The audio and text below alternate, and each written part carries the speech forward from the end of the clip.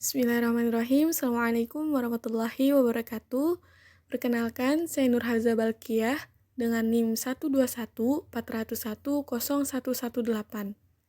dari Prodi Bimbingan Konseling Islam BKI 2C. Di sini saya akan menjelaskan tentang teori kognitif, yang dimana akan membahas yang pertama yaitu pengertian kognitif, yang kedua perkembangan kognitif, yang ketiga tahap-tahap perkembangan kognitif, dan yang terakhir yaitu implementasi teori perkembangan kognitif Piaget dalam pembelajaran. Langsung saja pada pembahasan pertama yaitu pengertian kognitif. Kognitif adalah salah satu ranah dalam taksonomi pendidikan. Secara umum, kognitif diartikan potensi intelektual yang terdiri dari tahapan pengetahuan, pemahaman, penerapan, analisa, sintesa, dan evaluasi. Kognitif berarti persoalan yang menyangkut kemampuan untuk mengembangkan kemampuan rasional atau akal. Teori kognitif lebih menekankan bagaimana proses atau upaya untuk mengoptimalkan kemampuan aspek rasional yang dimiliki oleh orang lain. Oleh sebab itu, kognitif berbeda dengan teori behavioristik, yang lebih menekankan pada aspek kemampuan perilaku yang diwujudkan dengan cara kemampuan merespon terhadap stimulus yang datang kepada dirinya. Dalam kehidupan sehari-hari, kita sering mendengar kata kognitif. Dari aspek tenaga pendidik misalnya. Seorang guru diharuskan memiliki kompetensi di bidang kognitif. Artinya, seorang guru harus memiliki kemampuan intelektual, seperti penguasaan materi pelajar, pengetahuan mengenai cara mengajar, dan mengetahui cara menilai siswa. Pembahasan selanjutnya yaitu perkembangan kognitif. Teori perkembangan kognitif Piaget adalah salah satu teori yang menjelaskan bagaimana anak beradaptasi dengan dan menginterpretasikan objek dan kejadian-kejadian sekitarnya. Bagaimana anak mempelajari ciri-ciri dan fungsi dari objek-objek seperti mainan, perabot, makanan, serta objek sosial seperti diri, orang tua, dan teman. Bagaimana cara anak mengelompokkan objek-objek untuk mengetahui persamaan-persamaan dan perbedaan-perbedaannya, untuk memahami penyebab terjadinya perubahan dalam objek dan peristiwa, dan untuk membentuk perkiraan tentang objek dan peristiwa tersebut. Piaget percaya bahwa pemikiran anak-anak berkembang menurut tahap-tahap atau periode yang terus bertambah kompleks. Menurut teori tahapan Piaget, setiap individu akan melewati serangkaian perubahan kualitatif yang bersifat invariatif, selalu tepat, tidak melompat, atau mundur. Perubahan kualitatif ini terjadi karena tekanan biologis untuk menyesuaikan diri dengan lingkungan serta adanya perorganisasian struktur berpikir. Sebagai seorang yang memperoleh pendidikan dasar dalam bidang ekstata, yaitu biologis, maka pendekatan dan uraian dari teorinya terpengaruh oleh aspek biologis. Lalu, pertumbuhan atau perkembangan kognitif terjadi melalui 3 proses yang saling berhubungan, yaitu yang pertama ada organisasi, yang kedua adaptasi. Nah, adaptasi ini dilakukan dengan 3 langkah. Yang pertama ada asimilasi, yang kedua ada akomodasi, yang ketiga ada ekuilibrasi. Oke, kita akan menjelaskan satu persatu. Yang pertama yaitu ada organisasi. Organisasi yang digunakan Piaget untuk mengintegrasikan pengetahuan ke dalam sistem-sistem. Dengan kata lain, organisasi adalah sistem pengetahuan atau cara berpikir yang disertai dengan pencitraan realitas yang semakin akurat. Contohnya, anak laki-laki yang baru berumur 4 bulan mampu untuk menatap dan menggenggam objek. Setelah itu dia berusaha mengkombinasikan dua kegiatan itu, yaitu menatap dan menggenggam dengan menggenggam objek-objek yang dilihatnya.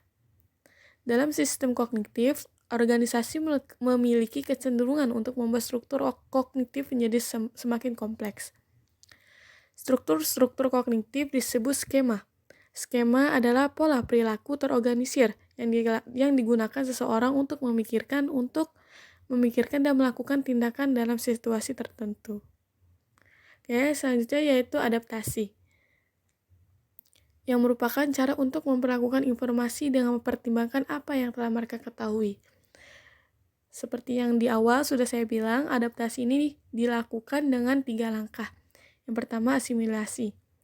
Nah, asimilasi ini untuk merujuk pada peleburan informasi baru ke dalam struktur kognitif yang sudah ada. Seorang individu dikatakan melakukan proses adaptasi melalui asimilasi jika individu tersebut menggabungkan informasi baru yang dia terima ke dalam pengetahuan mereka yang telah ada. Contohnya, seorang anak yang diperlihatkan segitiga sama sisi. Kemudian setelah itu diperlihatkan segitiga yang lain, yaitu siku-siku. Asimilasi terjadi jika si anak menjawab bahwa segitiga siku-siku yang diperlihatkan adalah segitiga sama sisi. Lalu yang kedua yaitu akomodasi. Merupakan istilah yang digunakan Piaget untuk merujuk pada perubahan yang terjadi pada sebuah struktur kognitif dalam rangka menampung informasi baru. Jadi, dikatakan akomodasi jika individu menyesuaikan diri dengan informasi baru. Melalui akomodasi ini, struktur kognitif yang sudah ada di dalam diri seseorang mengalami perubahan sesuai dengan rangsangan-rangsangan dari objeknya. Contohnya, si anak bisa menjawab segitiga siku-siku pada segitiga yang diperlihatkan keduanya. Lalu yang ketiga, terakhir, ekuilibrasi, yaitu istilah yang merujuk pada kecenderungan untuk mencari keseimbangan pada elemen-elemen kognisi. Ekuilibrasi diartikan sebagai kemampuan yang mengatur dalam diri individu agar ia mampu mempertahankan keseimbangan dan menyesuaikan diri terhadap lingkungannya. Contohnya, bayi yang biasanya mendapat susu dari payudara ibu ataupun botol, kemudian diberi dengan gelas tertutup untuk latihan minum dari gelas. Ketika bayi menemukan bahwa menyedot air gelas membutuhkan gerakan mulut dan lidah yang berbeda dari yang biasa dilakukannya saat menyusui dari ibunya, maka si bayi akan mengakomodasi hal itu dengan akomodasi skema lama. Dengan melakukan hal itu, maka si bayi telah melakukan adaptasi terhadap skema menghisap yang ia miliki dalam situasi baru, yaitu gelas.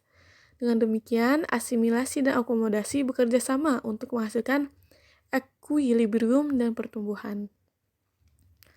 Pembahasan selanjutnya yaitu tahap-tahap perkembangan kognitif.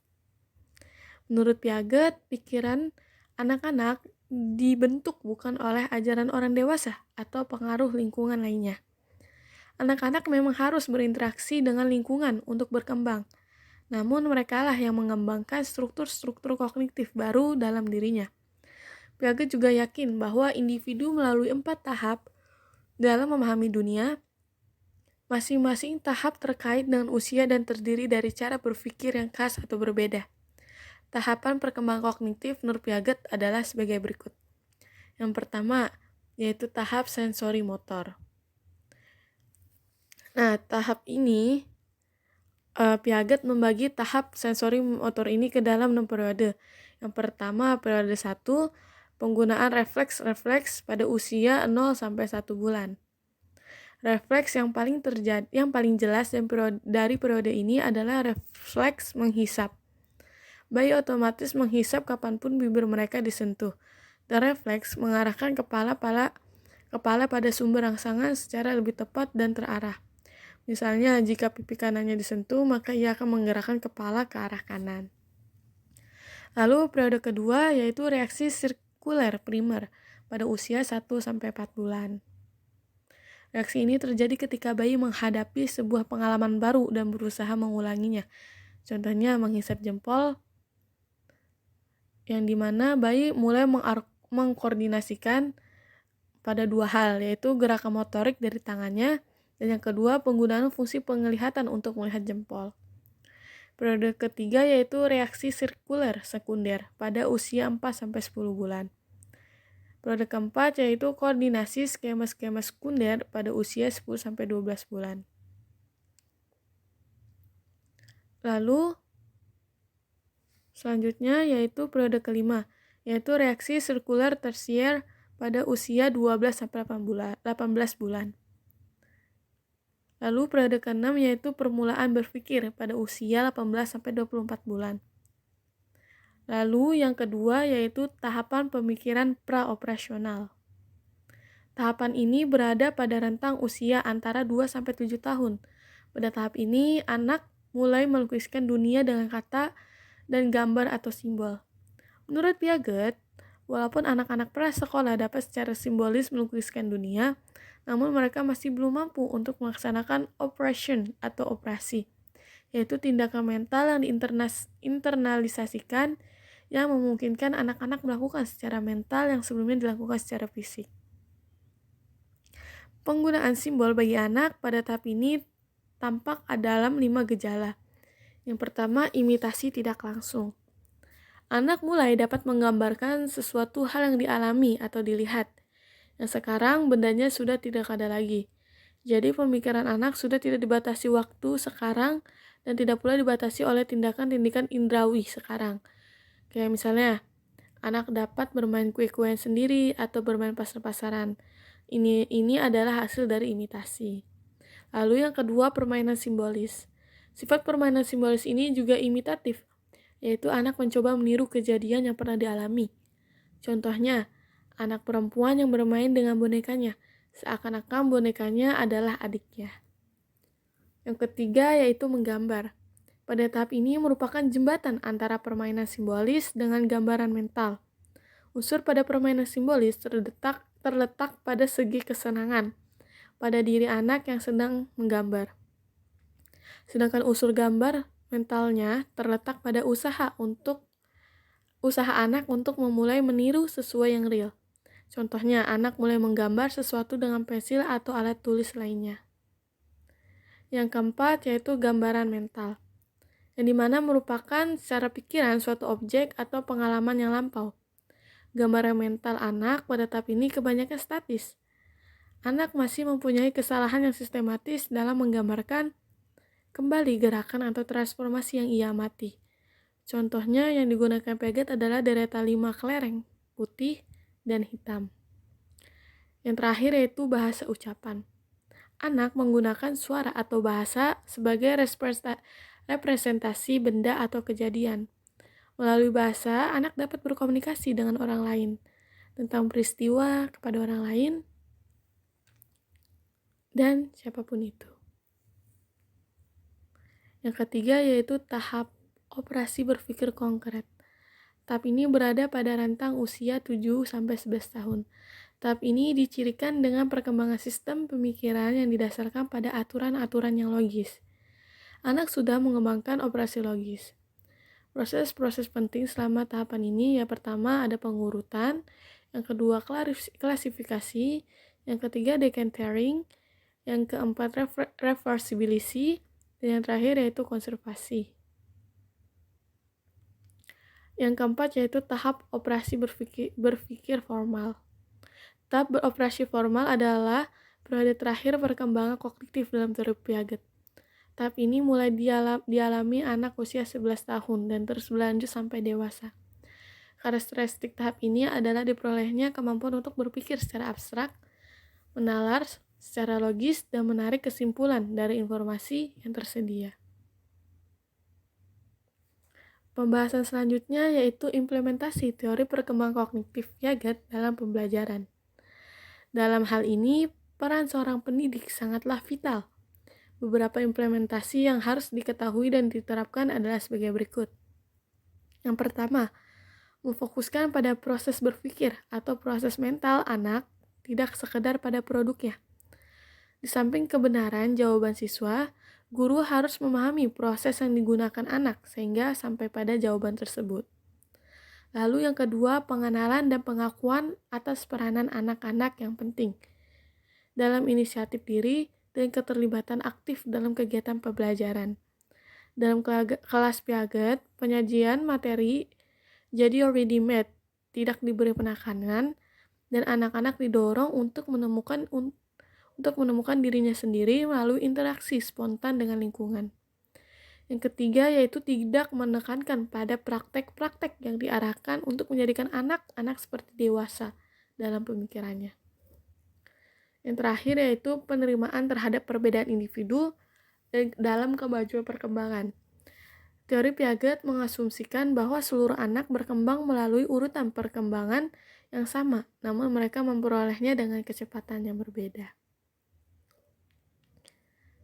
Jadi, kesimpulannya dalam pandangan Piaget, belajar yang sebenarnya bukanlah sesuatu yang diturunkan oleh guru, melainkan sesuatu yang berasal dari dalam diri anak sendiri.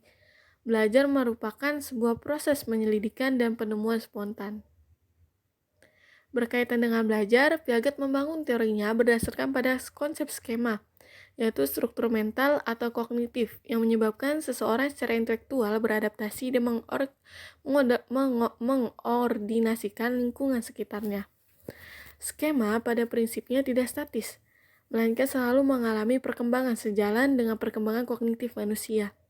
Berdasarkan asumsi itulah, Piaget berpendapat bahwa belajar merupakan proses menyesuaikan pengetahuan baru ke dalam struktur kognitif yang telah dipunyai seseorang. Bagi Piaget, proses belajar berlangsung dalam 3 tahapan, yaitu asimilasi, akomodasi, dan ekuilibrasi. Oke, mungkin cukup sekian dari saya. Kurang lebihnya mohon maaf. Wassalamualaikum warahmatullahi wabarakatuh.